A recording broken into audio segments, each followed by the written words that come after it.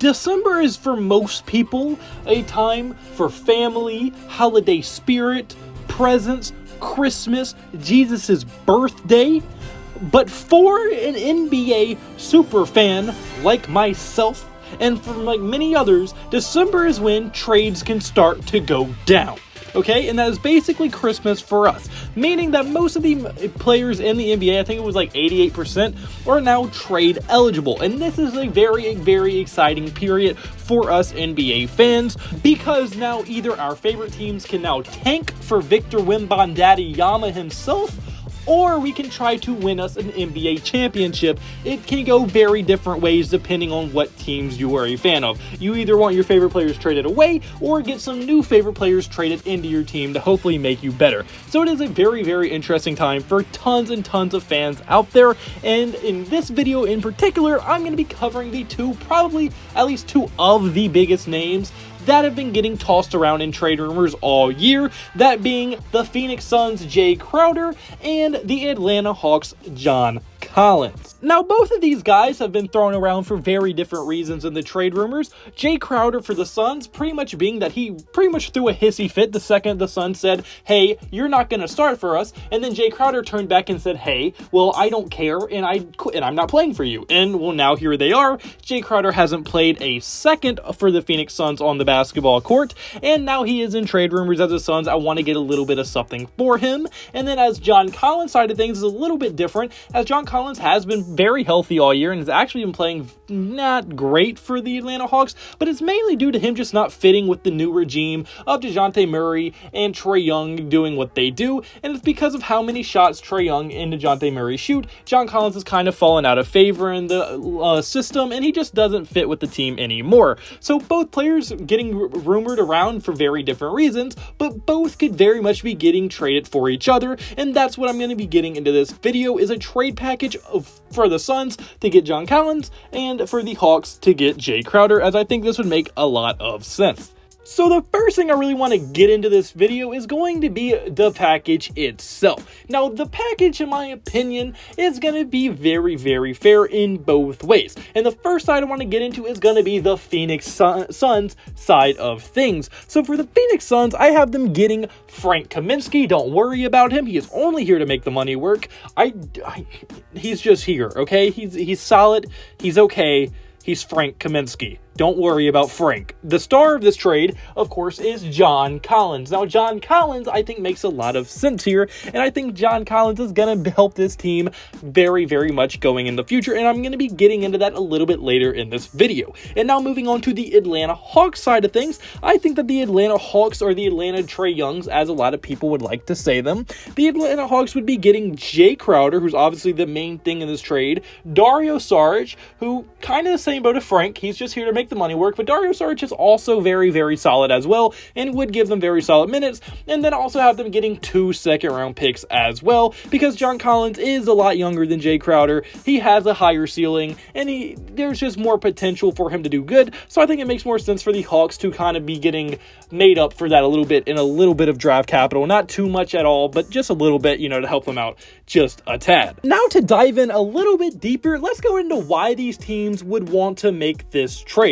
So the first team we're going to be getting into is going to be the Phoenix Photosynthesis Providers. So that was a sun pun, or not even a pun, a sun joke. If you didn't get it, I'm sorry. It was a bad joke. I'm sorry. Please forgive me. But anyway, so why the Suns would want to do this trade is because Jae Crowder has literally, if anything, been a net negative for the team. Obviously not due to how he's playing, since he hasn't played a second on the court, but because he kind of provided a very unwanted distraction, and distractions are never a good thing on a team that is trying to win a championship. So by getting rid of Jae Crowder, there would be 1, trading away a distraction, and 2, at least getting a player for him that could maybe provide a lot more productivity than, well, 0, which is what Jae Crowder has provided. And then also John Collins just fits this team a lot more, because now you're pairing up John John Collins was one of the best true point guards in the entire NBA and really in NBA history in Chris Paul. And last time Chris Paul had a lob threat in Lob City, it worked very, very well. So who's to say it won't work well here?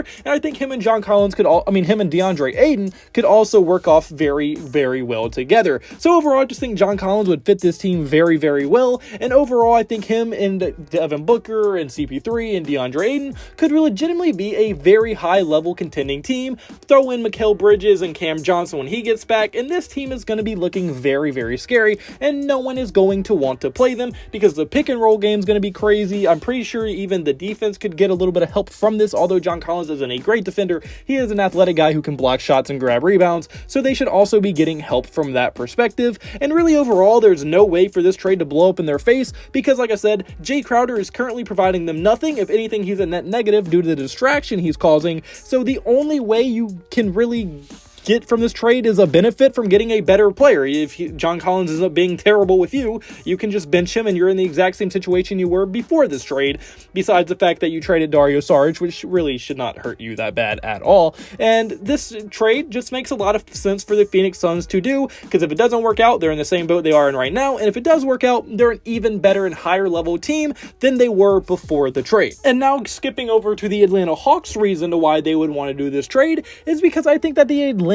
Birds would very, very greatly benefit from having a guy like Jay Crowder, only because I think he would fit the system a lot better. Because right now, John Collins, all he's doing, and the reason he's having probably his worst year since joining the NBA, is because he's taking shots away from Trae Young and Murray, and their offense completely relies on Trae Young and DeJounte Murray. Trust me, if you don't believe me, I'm pretty sure they're both top 15 in field goal attempts, and I'm pretty sure Trae Young is top 5 as well. So they take a lot of shots, and getting rid of John Collins is going to open up even more shots for your 2-star level guards, and Jay Crowder is going to demand a lot less shots than someone like John Collins would. So overall, I think he would fit a lot better in this system. Plus, Jay Crowder is also going to be providing a lot more veteran leadership on a fairly young Atlanta Hawks team right now, and then also they would be getting a very, very solid defender, which is John Collins has his moments, but he's also not a great defender. Jay Crowder is known for being a good defender, and he can just do anything you really ask him to do, and I think he would just overall make him a much better fit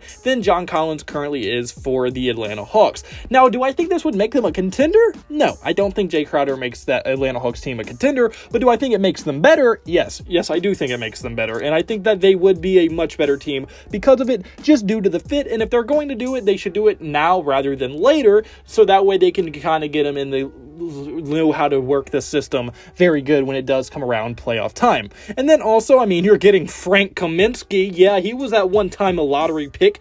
Big Frank, don't forget about him.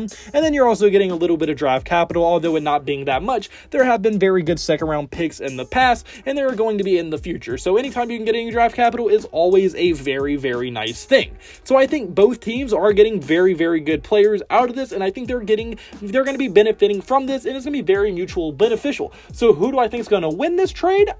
You're going to hate me for it. I think both teams are going to win this because both teams are getting better. Both teams are getting better fits. And one team is getting rid of a distraction while the other team is probably also getting rid of a distraction, because for years now, the Atlanta Hawks have been throwing around John Collins' name like a little filthy street whore, okay? Like, the amount of trade rumors he has been in is insane over the past years, and he never gets traded. He just always gets blue-balled because he thinks he's going to get traded, and then he never does. But now that he is probably going to get traded this trade deadline coming up, I do think that this will be the year it happens, and hopefully they can finally pull off a trade to get John Collins out of there and get a better piece in for him, or at least a better fit, while the Phoenix Suns, like I said, there's really no negative to them making this trade at all, besides maybe losing your second round picks, which usually don't lead to anything that bad unless somehow Nikola Jokic pops up again. I think Nikola Jokic was a second round pick. I don't know. I just made that up probably. But yeah, that's gonna be it for this video. So if you like the video, point hit the like button and subscribe button. It means the absolute word to me.